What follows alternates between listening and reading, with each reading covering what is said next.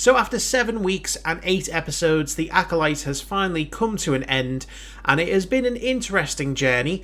I think it's safe to say this is the most controversial show that's been released on Disney Plus so far, and reactions have gone from one extreme to the other online. Certainly the extreme camps have gone from, even before the show came out, just instantly deciding to hate it or deciding that it's the best thing ever. Most people tend to fall into the in-between category, and I find myself being one of those people. What I want to do is sit down, walk you through my thoughts on every single episode, because this show is littered with problems, but it's also littered with a lot of good ideas. So I want to take you on a journey through every single episode and give you my breakdown and my thoughts on each one. And then at the end, we'll give some general thoughts on the season as a whole, whether I hope there's going to be a season 2, and where things could go from here. So buckle up. This video is definitely one of the most intensive that I've ever done. Certainly has been a long video to make and edit, so I do hope that you will give it a go. And if you haven't, please do subscribe. There's going to be a lot more videos coming out in the near future. So why don't we jump in, start off with episode number 1. So the show opened up with a double header, and the first episode starts really strongly with the fight between Indara and May. I really liked the choreography here. I liked the way the fight played out, showing that May was willing to use the innocence to get the upper hand.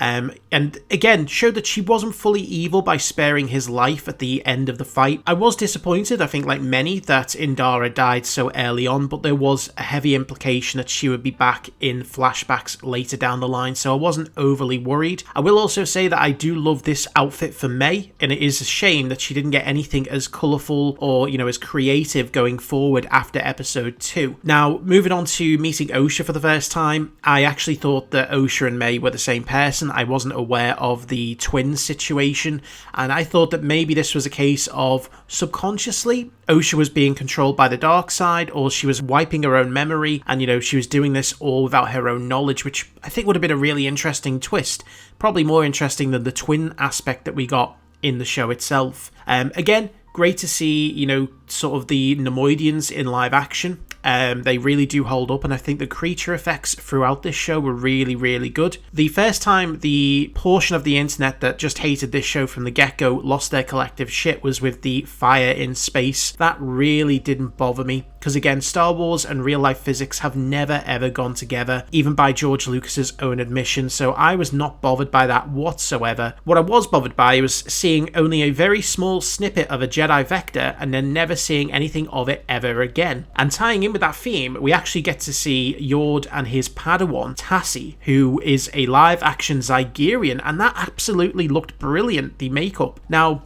I was expecting her to be a character right through the show. You'd think Yord's going to be in the show, his Padawan's going to be in the show. Actually, she doesn't show up again after this, which I was, kind of disappointed with, because she does look absolutely brilliant. During these early scenes, we get subtle hints that the Republic has firm control, and the Jedi are very willing to flaunt their own powers and Republic laws to get their own way. We set out that Yord is, someone who is quite strict with the rules, and that plays into the little mini arc that he's going to have throughout the first 5 episodes. We then get introduced to Sol on Coruscant, and I gotta say again, I love the outfits for the High Republic Jedi, and massive credits, obviously, because the actor who plays Sol learned English in only 4 months, and that is quite an achievement, because English is not an easy language to learn whatsoever, so massive props to him for that. So we then get Venestra introduced, who is the only character who actually has some backstory into the High Republic novels, and I did have a bit of an issue with the makeup. I actually can see the bald cap on Venestra when you look at her in certain light. So immediately for me, I was kind of pulled out of the whole scene because I was just staring at her head, because I could see the slight difference in coloration where the bald cap had been placed on. But what I did notice at this point was a hell of a lot of transitional wipes, which Star Wars is known for its wipes, but there was just so many it became quite jarring and distracting. So that doesn't let up. That is just the beginning, and I think I counted 12 or maybe 11 in this first episode, but episode 2 and episode 4 have more than this episode. So as we move on to the prison scene, one thing I will say is I absolutely love the chair robots. Absolutely makes sense that in autopilot mode, they're robots. When there's someone there manually, they turn into chairs. It's great little quirky things like that make Star Wars so great. Whether it's the droids or the aliens, there's always a unique element to them that makes you really kind of think, wow, that's really clever. So at this point, the mystery around, you know, the murder and what's going on is quite interesting. I was quite hooked at this point because, you know, we could see that Osha was being quite genuine and she was quite open and honest. So I was sitting there thinking, okay, all the things that could be going on, what could this be? And I was still at this point fixed on this whole subconsciously, you know, turning dark and wiping her own memory kind of theory. Now, once the ship crashes, that's where the issues start to crop up, and it's a consistent issue through the show with pacing and structure.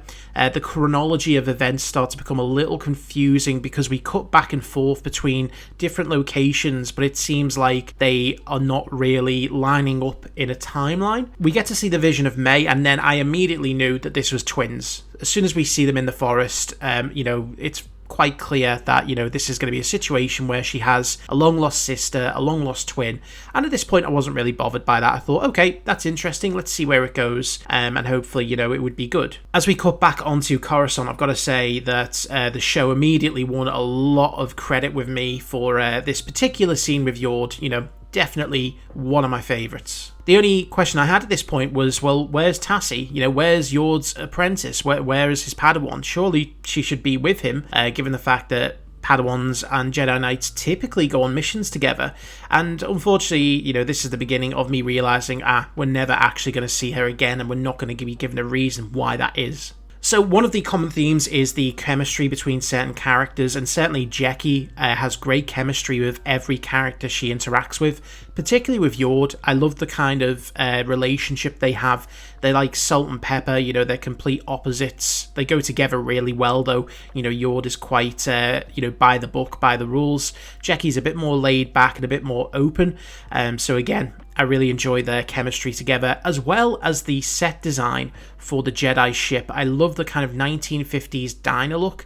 It really looks fantastic. So as we get back to the planet, we get the cave scene and we get the Jedi arriving. Again, this is kind of where everything gets a bit messy because it feels like Osha should have been on that planet for a lot longer than she had, and the Jedi suddenly just show up moments after the crash just because of the way that the scene is paced and the way it's all placed together.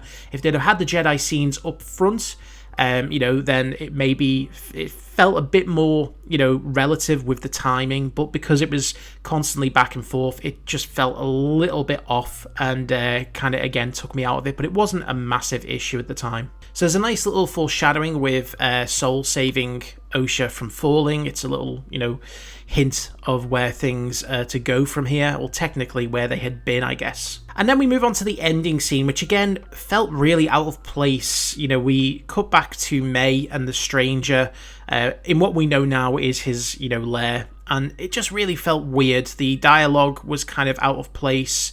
You know, the stranger, although he looks really cool and sounded great, what he was saying just did not make much sense to me, and it just felt like they were putting on a scene that would tease people for next week, but it just felt out of place. So overall, for the first episode, I kind of gave it an 8 out of 10. I thought it was a really good setup. It was just a little bit off with the pacing and the wipes being a bit distracting.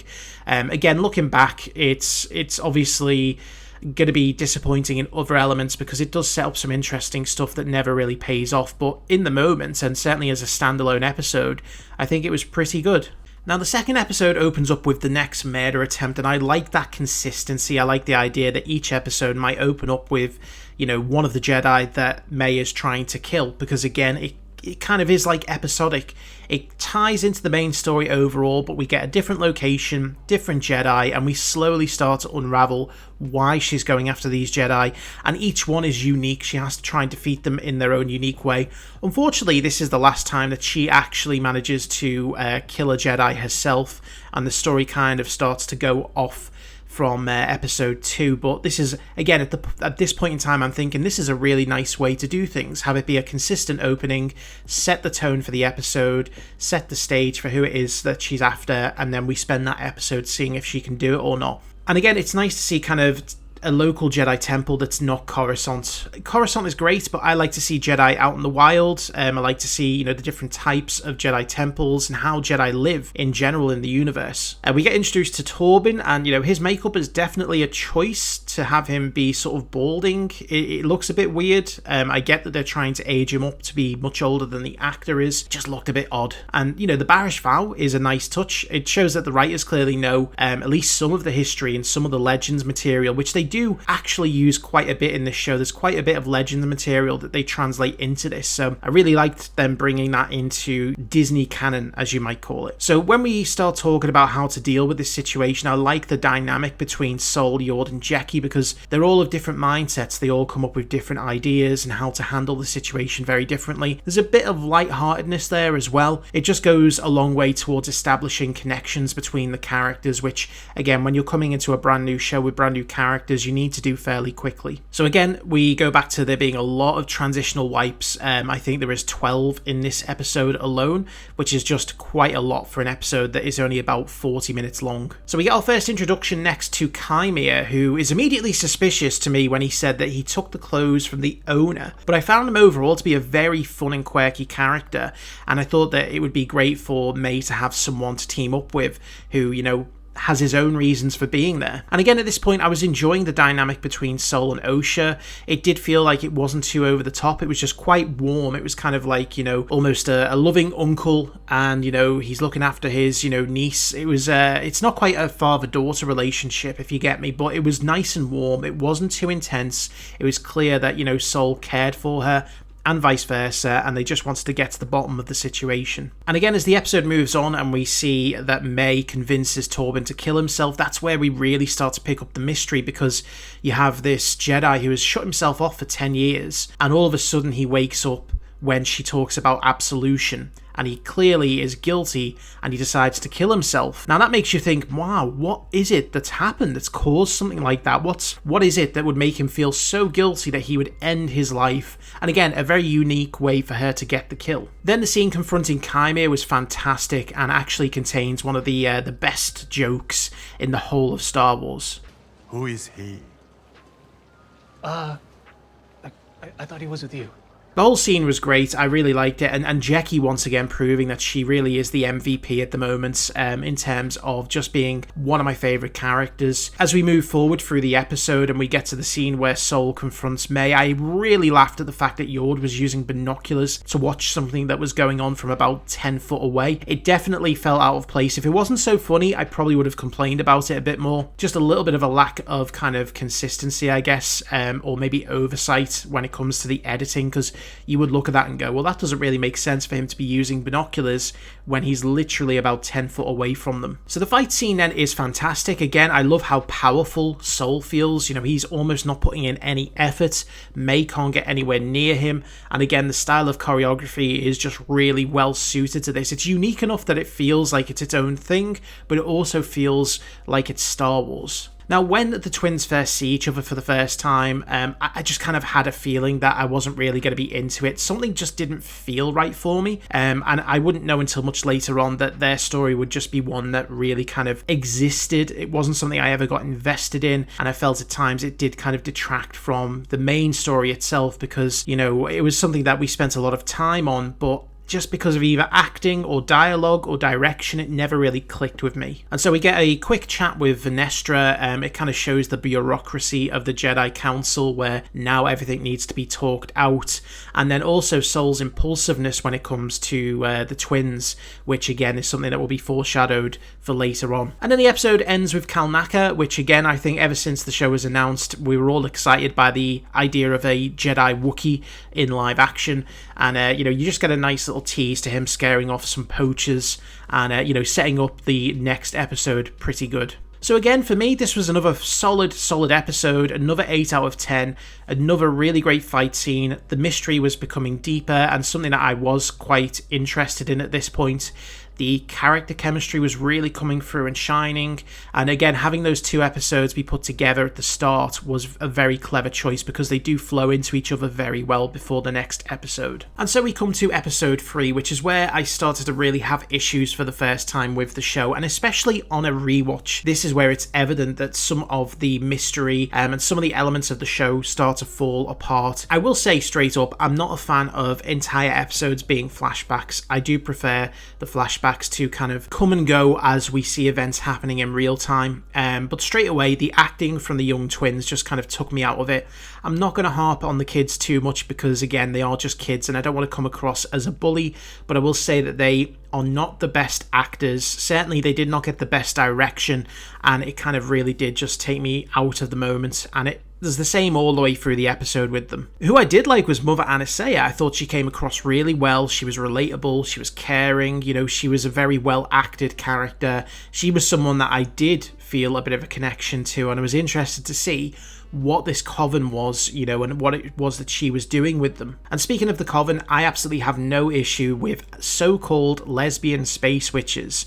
It is good for us to expand beyond the Jedi and the Sith. There is other people, there are other, groups that use the Force, maybe don't call it the Force. I think it's good for us to expand on that because ultimately Star Wars needs to expand beyond the good, the bad, the Jedi, the Sith, if we are going to get more stories. Especially the further back in time we go, it's going to get a little bit more convoluted. So it's good for us to have a little bit of, diversity in the story. So no problems for me with the witches. So again, I'll just very quickly mention that the young twins, it's not just the acting, it's just the fact that the characters are quite annoying, randomly starting fights for no reason. It just really pulls you out of what it is it's supposed to be going on. It's not done well. If you're trying to show us that there's a bit of antagonism between them, that they are a little bit different, it wasn't done in the the most natural of ways. It just came across as more annoying than anything else. Now we move on to the Ascension scene, and again, Ascension was never really explained to us. We just know that it was dark side magic. We know it's to do with them taking over as leaders, but we never really get a thorough explanation of what it involves.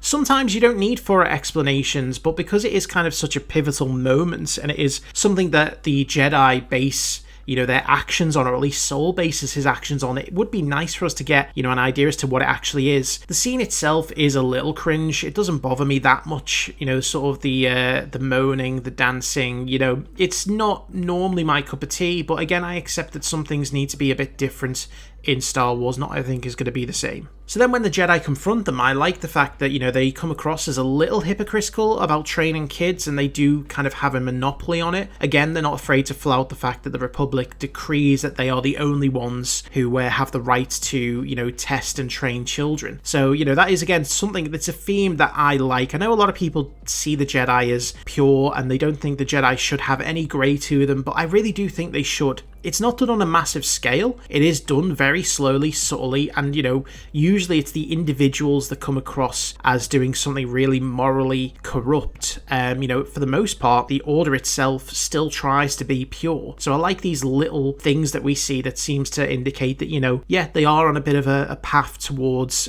destruction. It's not major, it's just little things. So once you've actually seen the second flashback episode, other things start to have different context here, and Soul is one of them. Soul in this first flashback episode just comes across as genuine, caring, doesn't come across as anywhere near as creepy and impulsive as he did in the second flashback.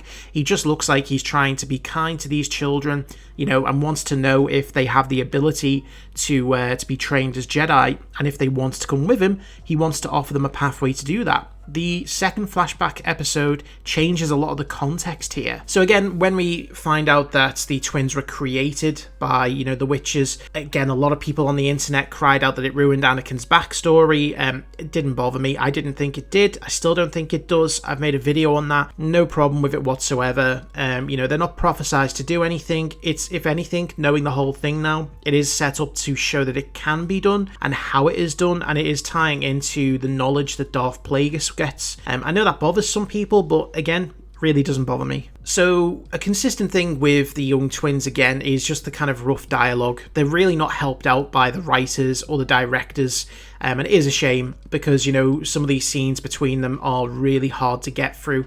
I kind of just felt myself wanting to just skip these parts, but again, you've got to try and figure out what's going on first time around, but looking back on it, it doesn't really sit too well with me. And then May, out of nowhere, suddenly just gets this killer instinct, decides that she's going to burn the whole place down. I get that they're trying to show that she's got a short temper, that she gets angry, but setting fire to things is just kind of like a whole other level. It was just kind of like out of nowhere, and it was a bit jarring. Speaking of the fire, this was kind of like where I was thinking there was more that went on, because the fire gets set. Moments later, as Osha is escaping, we see an explosion.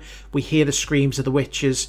So it's, again, intentionally vague to make you wonder what actually is happening. And at this point, I was like, oh, wow, okay. That's definitely not something that was done by the fire. That reactor was, damaged by something else. Those witches were killed by something else. And again, I guess I was setting myself up for disappointment there because, as we know, it doesn't turn out to be the case. But the episode kind of positions it in that way. In the moment, it was great to kind of ponder what could be happening. Looking back, it's just a kind of disappointing setup with no payoff. And at the very end, the way it's positioned as Soul sees the two twins. I like the visual storytelling, the twins on opposite ends of the broken bridge, about to fall away from each other, and Soul then saving Osha in a clearly different way than we actually find out it happened.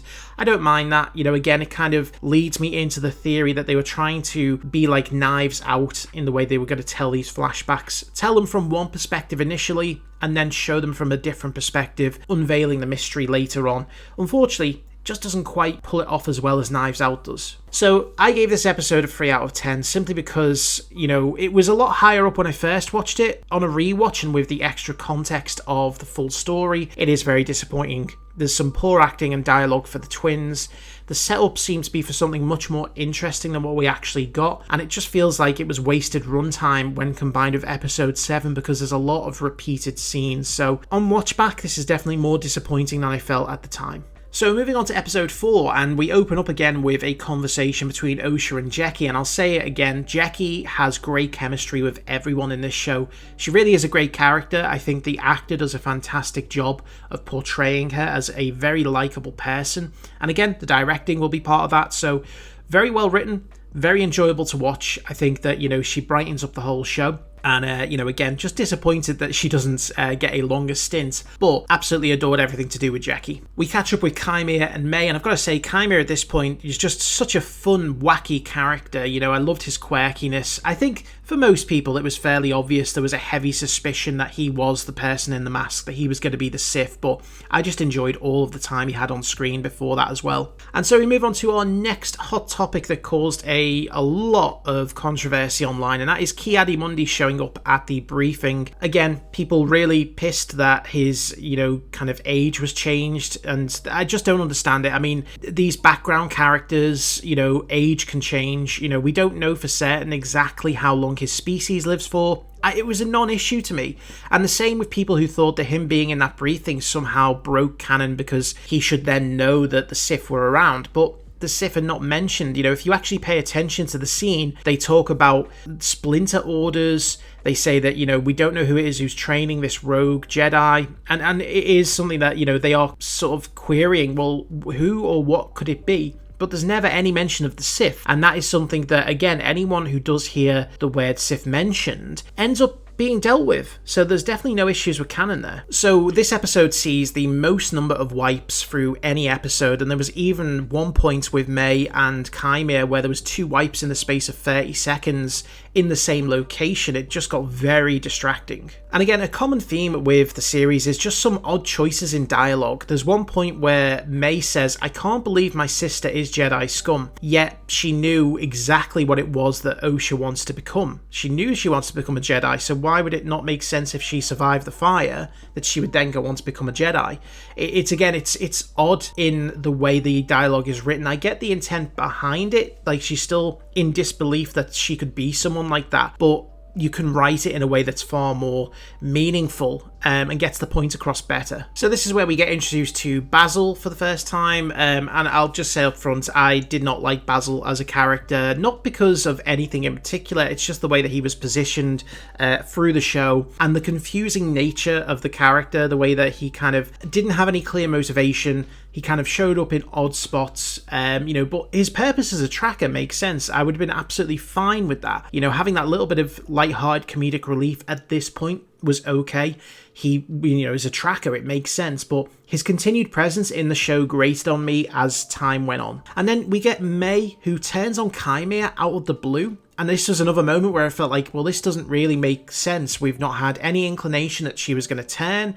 Her reasoning, whilst again, it kind of makes sense. She knows her sister is alive now, so she's got different plans. Just could be done so much better. It was just kind of very sudden, and I just didn't quite understand it, but I went with it. Now, when we get to the scene where she gets to Kalnaka's hut, I think the visuals here are really good. You use the environment to your advantage to show the light dimming out as she realizes that, the master or the stranger is approaching. You see in the background, the introduction to the stranger was fantastic. Very creepy with him kind of, almost floating in the background. And it was a great tease into the next episode. So for episode number 4, I gave this a 6 out of 10 because it felt incredibly short. It was only 26 minutes of overall runtime, so taking out recaps and credits, 26 minutes is not a lot. And again, that's a consistent issue with this show, is that I feel like it needed a lot more time to invest into the story and the characters. And you didn't necessarily feel rewarded at the end of episodes when it came to, the teasers or having gotten enough from that particular episode and having to wait another week for something that might not, necessarily pay off at the beginning. So what I will say is that this episode was hampered a little bit by some odd dialogue choices and some character motivations again. The chronological pacing just continues to be quite distracting. But I will say, Jackie is the MVP of the episode, and there's certainly no issues with any of the canon breaking stuff. And I thought the way that they ended it was really, really strong heading into the next episode, which in my opinion was the strongest of all of them. And so we move into episode 5, which again, I think most people agree was the best episode in the entire show. It gets sort of straight into it, no delay, right into the action. And I'll just say, again, amazing choreography from the get-go.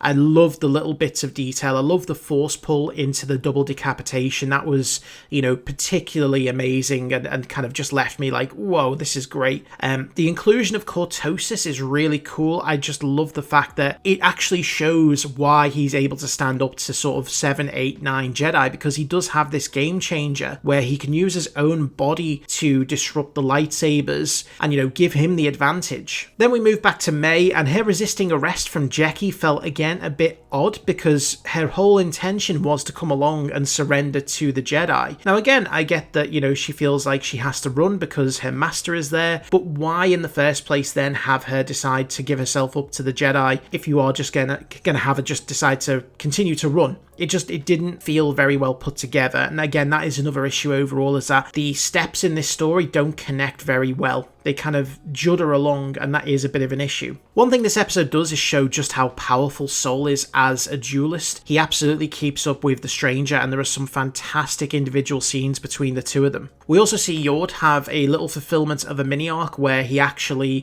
doesn't follow orders. He goes with his instincts to go and save, May and the other Jedi. Unfortunately, though, it does end up getting him killed, but it is still nice to see that he did get a little bit of development and he grew just a little bit as a character. Now, once again, Jackie not only being an MVP on the kind of social side of things, but as a duelist in the action side of it, she's also an MVP. The intensity in her scenes, from the actor is just amazing. And she does hold her own against, Chimera for quite some time. So I was so engrossed in the action at this point, and I think that was the same for most people. It was absolutely fantastic. And again, it's interspersed with some odd moments that kind of plagued the show throughout. There was an odd moment where Yord seemingly forgot about the moths as Osha's kind of walking him through, and she's holding up the light. He says something along the lines of what's out there, something like that, but it's clear that he's almost forgotten about the moths in the space of a couple of hours. It just felt a little unusual. And so we get to the beginning of the tragedy, a great reveal for Chimera, and Jackie's sudden death is just so brutal and great because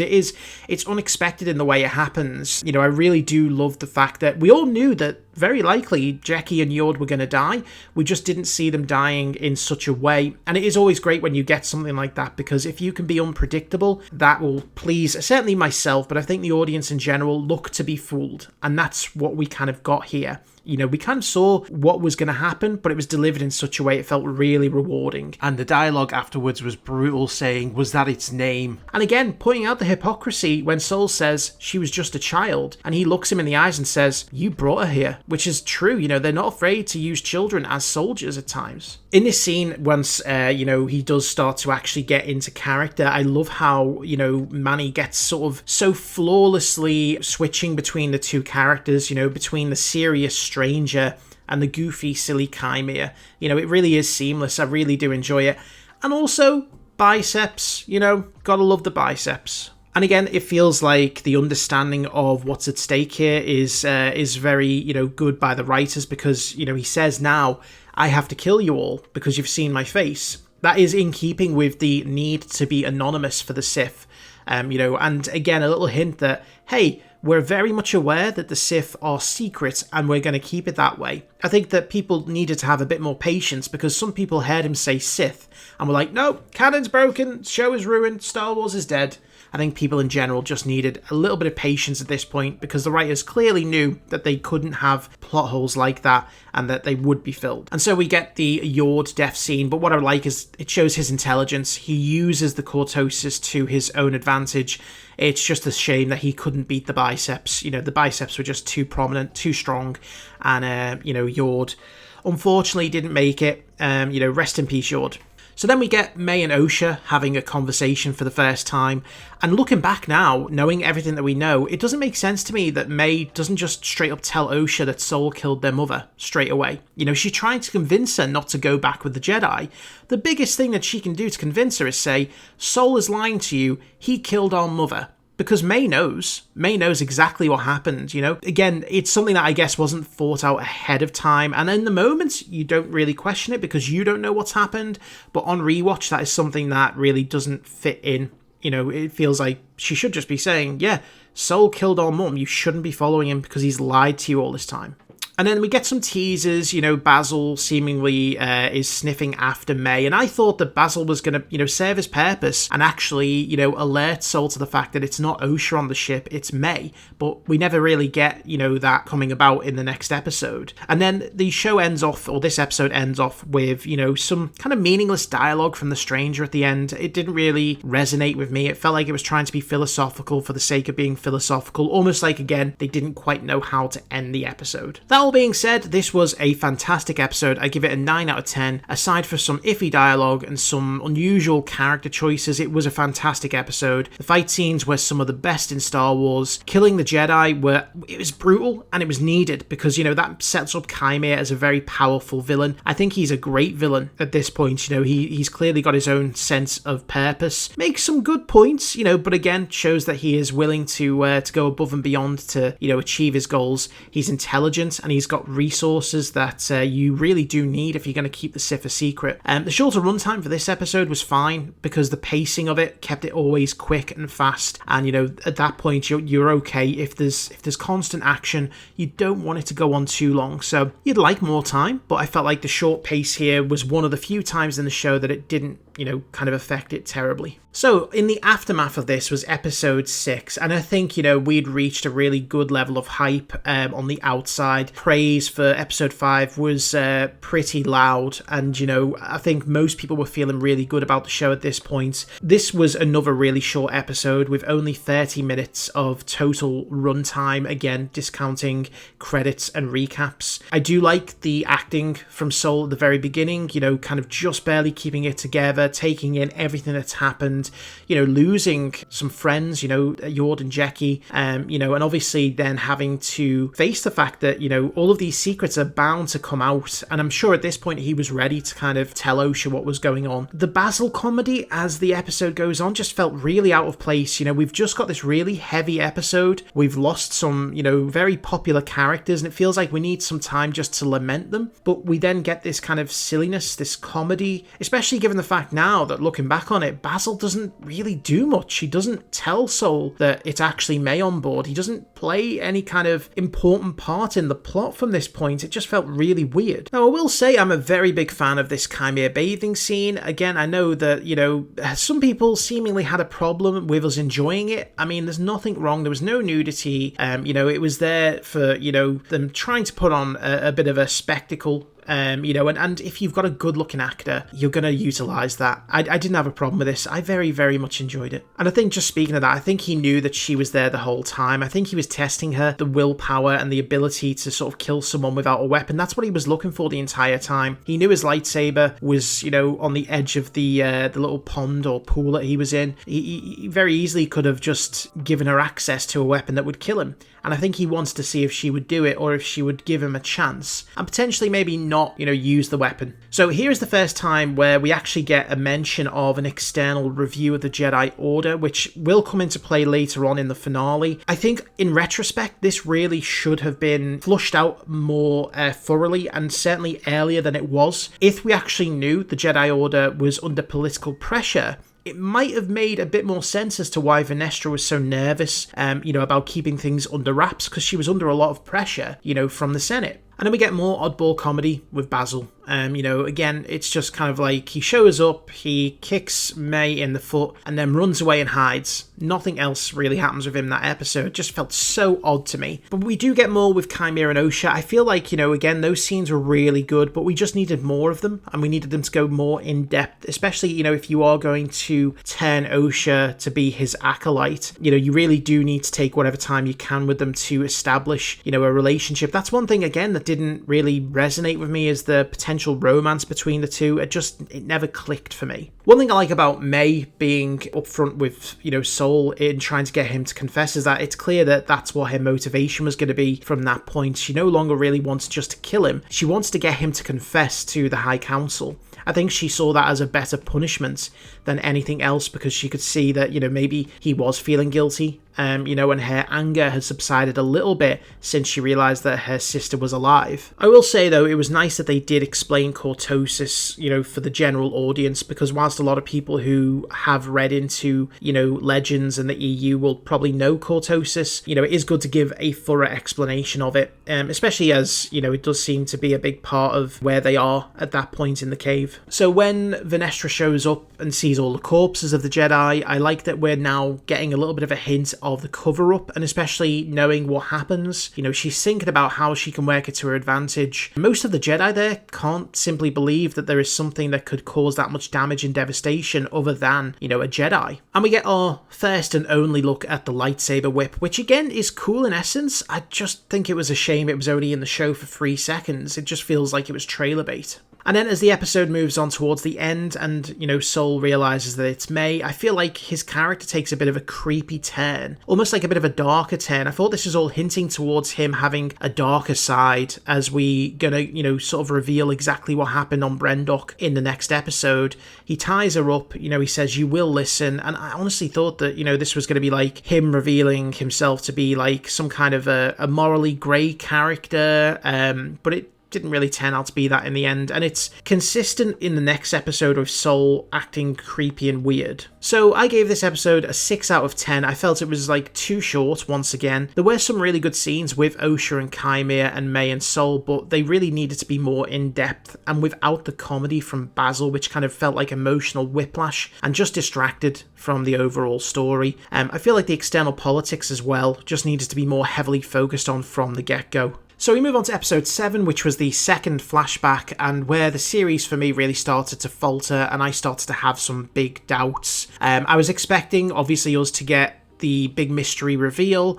and to get lots of new information on what happened on Brendok, and, whilst, yes, those things did happen, they happened in a really underwhelming way. So as we open up, one of the things I really liked was the fact that we saw the Jedi just doing mundane stuff. It showed you what they would normally do in their day-to-day lives, collecting samples, gathering minerals, the boring stuff, because Jedi often don't get their lightsabers out, they often don't fight, they're just there to gather information, learn and study, and that's what they were doing here. There was also a nice little tie-in with the mention of the hyperspace disaster from the first chapter of the first book of the High Republic. It's just a nice little tie-in for those who have read about, those stories. And now we establish the potential vergence, which, again, they very, very vaguely alluded to in the first flashback with the witches and the creation of the twins, but I feel like if they'd have outright come and told us that there was a vergence on the planet, and that's why the Jedi were there in that first episode, it would have tied in much better. It would have given us a bit more of an idea as to why the twins might be so special, because a vergence in the Force is a big deal.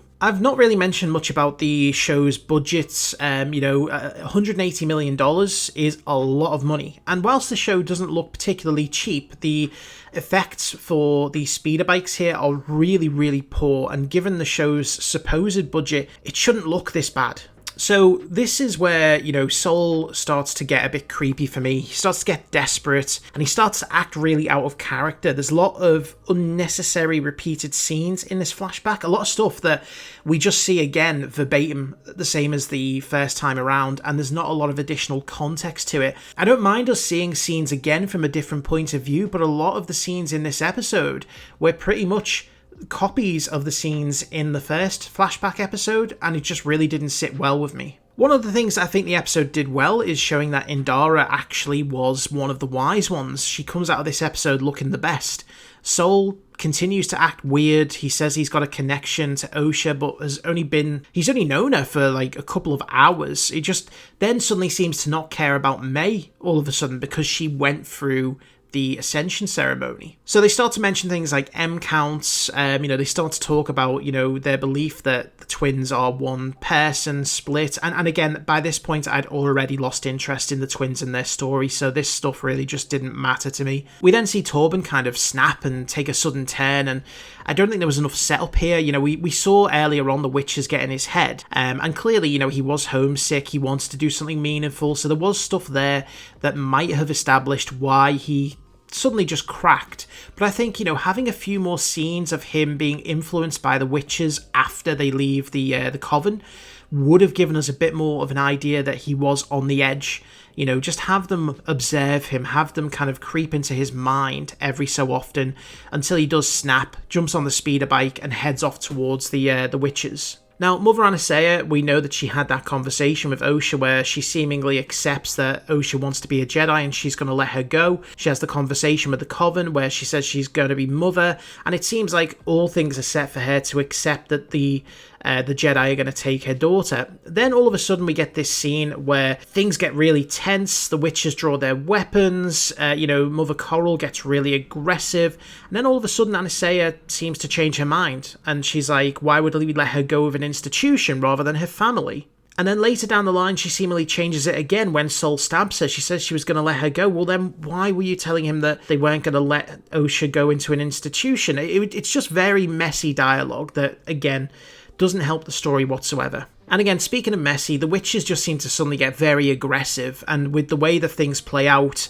with Mother Anastasia sort of turning into some kind of a smoke demon, everyone already being on edge, I honestly can't blame Sol for doing what he did. Hearing that there is something been set on fire, seeing everything happen in real time, I don't think Sol is, completely to be blamed for everything that happened. I think Mother Anastasia definitely gave him reason to act in self-defense. Thinking about those things from a neutral perspective, they could be done in a way that makes Sol look more, impulsive than what he actually was. Now, as we move on to, again, some great action with Torben, deflecting all of the arrows, and then Kalnaka being taken over, some, again, really nice action there. It leads us on to some more questions. Obviously, something that we were asking from the first flashback is, how did that fire suddenly cause the reactor to blow up? Surely there's something else there. Surely the Jedi got involved, sabotaged the reactor. As it turns out, no, it was the fire suddenly just spread to the reactor, or the reactor just blew up on its own. It was something that, it wasn't explained. We just had to accept it, which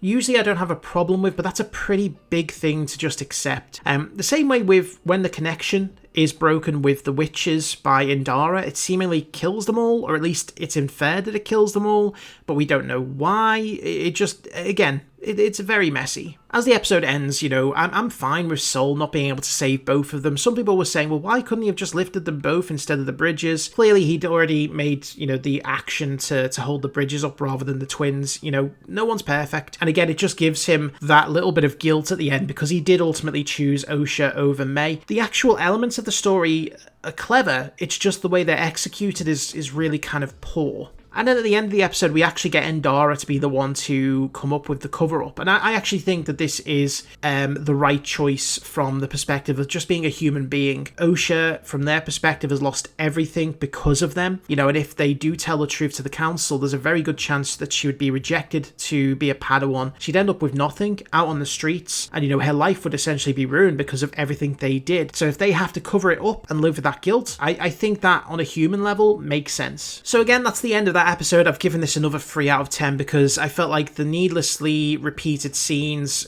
felt, really like a waste of time. It felt like it was just filler being added in. It subjected me again to the bad acting from the kids, which I didn't appreciate. And again, as I mentioned earlier, it was trying to be a Knives Out style mystery reveal with all of the alternate perspectives and all of the sort of events being retold. It just never really quite pulled it off. I just don't think it landed it. Motivations and actions from characters seem to be all over the place, and it just felt like it was a really underwhelming reveal given that nothing of great surprise actually happened. The fire itself did cause the explosion, and Soul just seemingly killed Mother Anasea in self-defense that I couldn't really blame him for. And so we come on to the finale, and I was a little worried that there was a lot to tie up here before it started. To my surprise, it did a pretty good job at tying up things that it needed to tie up. So Soul, for me, one of the questions that came up here was that Soul reveals that he is planning on telling Venestra about the Virgins. That's why he's come to Brendok. I was asking myself the question, well then why did he leave the previous planet and turn off his transponder when he knew that they'd be on the way? It didn't quite make a lot of sense from that perspective. The scene where the ship is chasing May through the sort of rings of the planet, that was great. I really loved the visuals. I think that there needed to be more of that. I know that this isn't revolving around, a lot of scenes in space. There's not a lot of space action, but I think, throwing some stuff in there shows that, there is a lot of potential for that stuff, and it is very entertaining. And once again, why is Basil even a part of this sequence? Why does he sabotage the ship and then just disappear? It doesn't really, get explained to us. Is he afraid that Soul is gonna destroy them both, being reckless? Is he actually afraid for May? We just don't know. He just seemingly disables the ship's weapon systems and almost causes a crash himself. So as mentioned a bit earlier, we get the scene with Venestra and the Senator, and I felt this was a great scene, again, going thoroughly in depth as to what it is that's being put down on the Jedi Order, this, demand for an external review. It actually shows that, Venestra is under a lot of pressure to make sure things don't get out. And I think if we'd have had this revealed in the first 2 to 3 episodes, and then we expanded upon it, that would have helped the show out massively, because it gives you a bit of additional perspective on everything that's going on. And also, I'm just someone that really loves the politics of Star Wars. I love to see how the Republic functions and how there's all these different interests going on and how the Jedi actually fit into that structure of the Republic government. We then get the big reveal with Darth Plagueis, and I liked it. I liked the fact that he showed up. I just felt it was really oddly placed, because the way that they put it in, it seemed to insinuate that he might show up later on in the episode, because it's the kind of reveal, it's the big reveal that you kind of end a show on, if that's all it's going to be. So moving on to Brendok, I actually felt that this, again, action all around was absolutely fantastic. The interactions with the environments are amazing, and the inspiration of, kung fu movies is, it just suits the style so well. I just thought every element of action was top notch. I will say the only thing that took me out of it though were the lightsabers. Once we move out into the courtyard, it feels like they are far too dim. As if the effects on them were not strong enough. You can kind of see where the LED blades are bleeding through. It's fine in the hallway, but then when they move to outside, the sabers just seem to bleed a bit of their colour and intensity, so that kind of distracted me during the fight. So then we interject with the twins, confronting each other in their old room. At this point, I couldn't care less. I just wasn't convinced by the acting or the directing, and I just kind of wanted to get back to the Soul and Chimera confrontation. Now, when that confrontation plays out, my understanding is that May wants Soul to confess to the High Council, and again, it makes sense because it's a better victory for her than killing him. To see him humiliated and have to live with his actions and potentially be expelled from the Order felt like better revenge. Eventually, Osha shows up and kills Soul. I thought she was going to stop Osha from killing him because she wanted him to confess. But the whole scene was a little bit odd. Soul, when he is speaking about the events, he says constantly he did the right thing. And again, I think this is another example of wording things wrong. Yes, from his perspective, he doesn't have any major regrets maybe, but I think to say it was the right thing is wrong, because had he not convinced Torben to, help him break into the Coven when he caught up with him, then none of this would have happened and none of the witches might have been killed. After Soul dies, we get the crystal bleeding, which I thought was fantastic.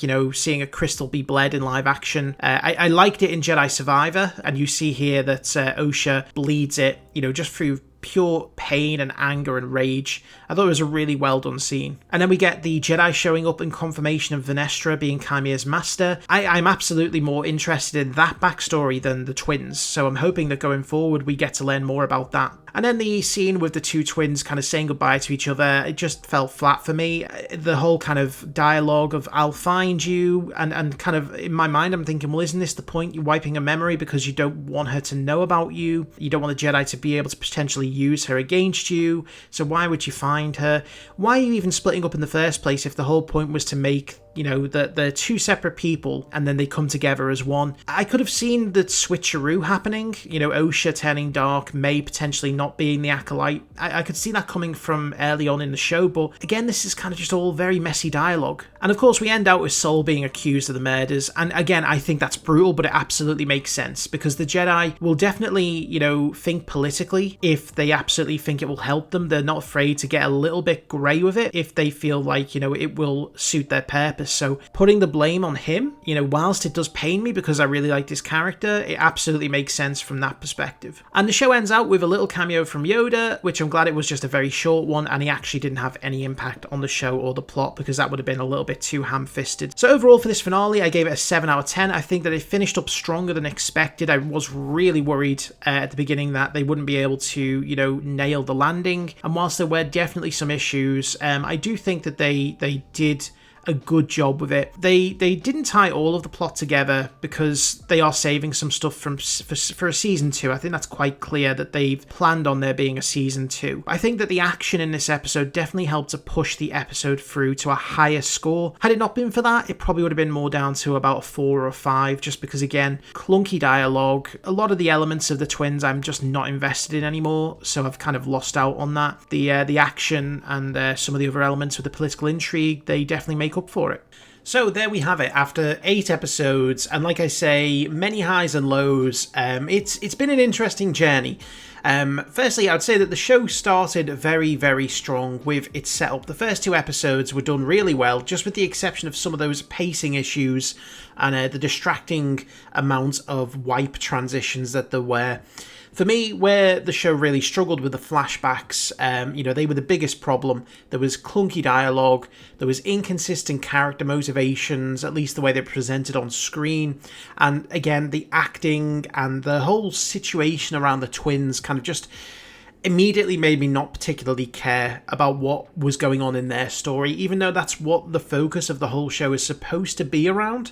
The mystery of what happened and then how Soul would actually handle the situation I found to be a bit more interesting. For me, though, Chimera was, the biggest interesting element of the show.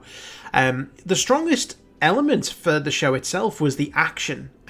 All around, every fight scene was different but really well done. And I think they are correct in saying that they at least matched Duel of the Fates when it comes to the choreography and the action scenes. Certainly it's the best that we've seen since the prequels, but I do believe it matches and holds its own against them.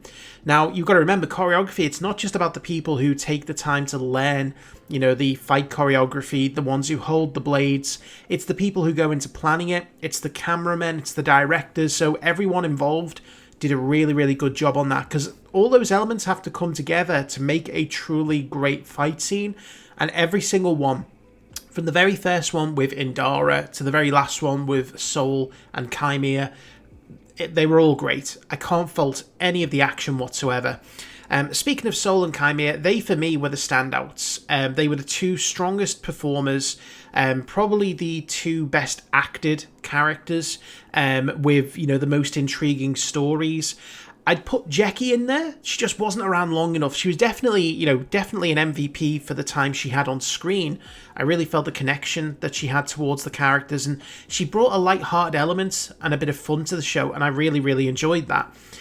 Now, asking the question if I hope there's going to be a season 2, I do, simply because they've set us up with something now and I want it to be kind of paid off. I want to see what happens with Chimera, I want to know more about his backstory, and I want to see what happens potentially with Plagueis now that we've seen him be teased, see where he's going to go next. I've got theories, but I would like to see them play out on screen in a potential season 2, because if it was to end just here, even though I didn't, necessarily love this season, I still kind of now would feel disappointed if we didn't get a resolution to some of those stories and we find out what happened.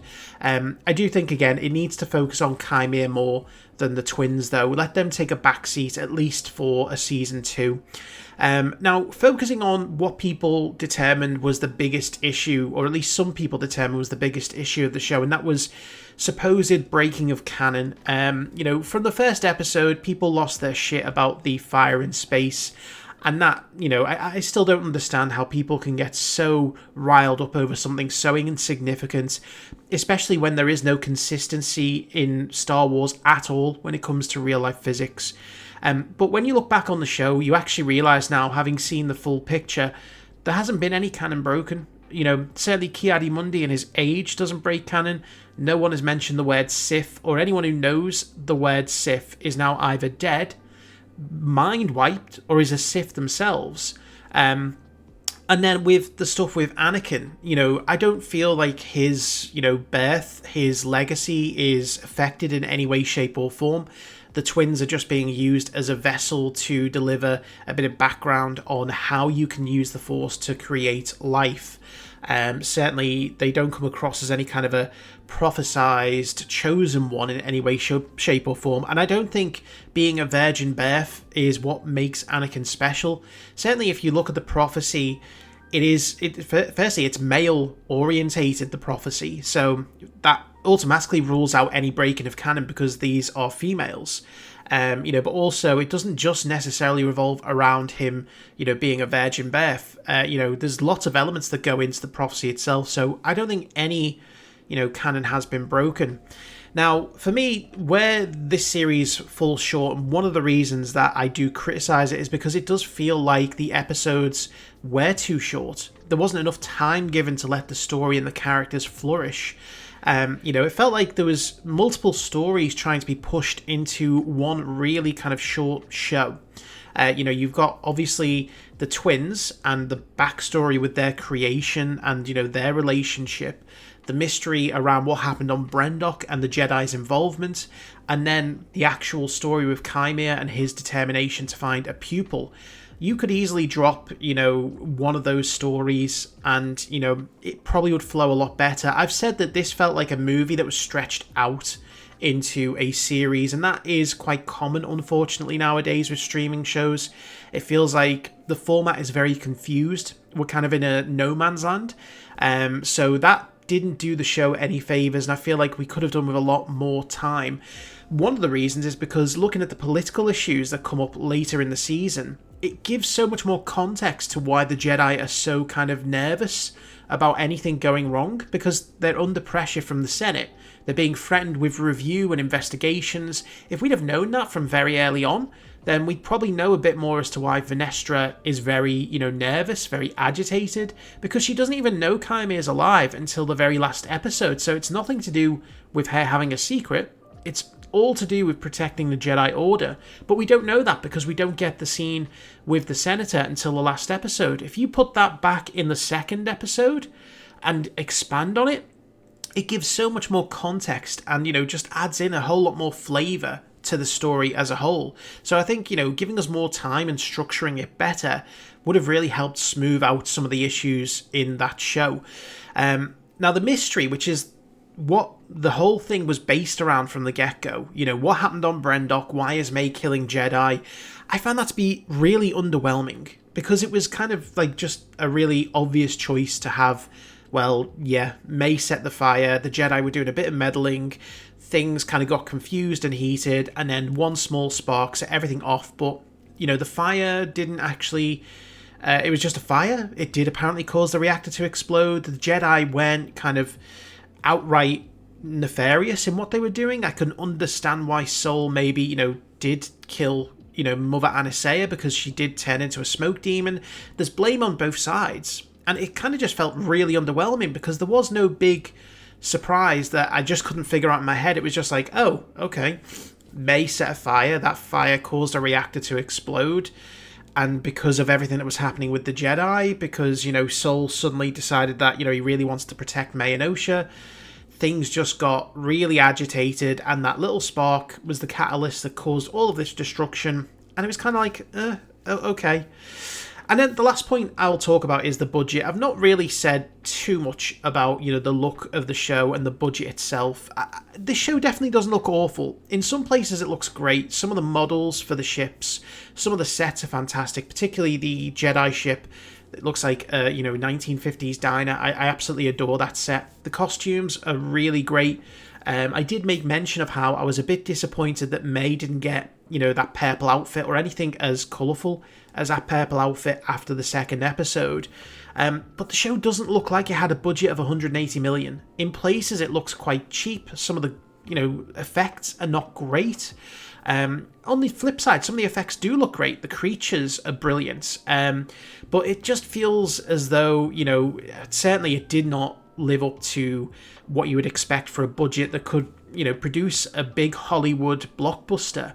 So it does make you wonder, firstly, were the reports accurate about that budget itself, and if so, where did the money go? So overall, I'd say that The Acolyte was mediocre. It wasn't awful. It certainly hasn't killed Star Wars. I'm sure Skeleton Crew will do that, according to a few people. But it just could have been so much better. What it did do is it introduced us to some great characters, it gave us some great action, and it's setting up some potentially good stories if we can learn from the mistakes of this first season. I think the pacing and structure definitely needs to be addressed, and the writing needs to be tightened up just to be less vaguely philosophical, just a bit more on the nose. You know, talk to the audience on our level until you hit these emotional moments where you can actually afford to take liberties with complex language, because the audience understands what's going on and they're buying into it, they're emotionally connected. So overall, I think I would like a season 2, but there definitely needs to be an overhaul from the ground up. It definitely needs to be, you know, supervised, and a lot more time and a lot more thought put into it as a whole, but I do think there could be potential for a season 2. So that is my thoughts on season 1 of The Acolyte. Again, a very comprehensive and detailed breakdown. I'd very much love to know your thoughts on the show as a whole. And again, I know some people are just going to put in here, probably before they've even watched it, oh, it was garbage. Some people might even put in there, oh, it was great, you know, but I want honest opinions. I want people to tell me why they think it's not good, or to tell me why they think it was really good. Whether you want a second season, if so, what would you like to see in that season? So please, just be honest, let me know your thoughts, and we'll have to see what comes up in the future for The Acolyte. But up next is Skeleton Crew. We're starting to get some news creep through for that show, so that's going to be where our focus lies going forward. So in the meantime, thank you for watching. I hope you've enjoyed the video, and I will see you for the next one.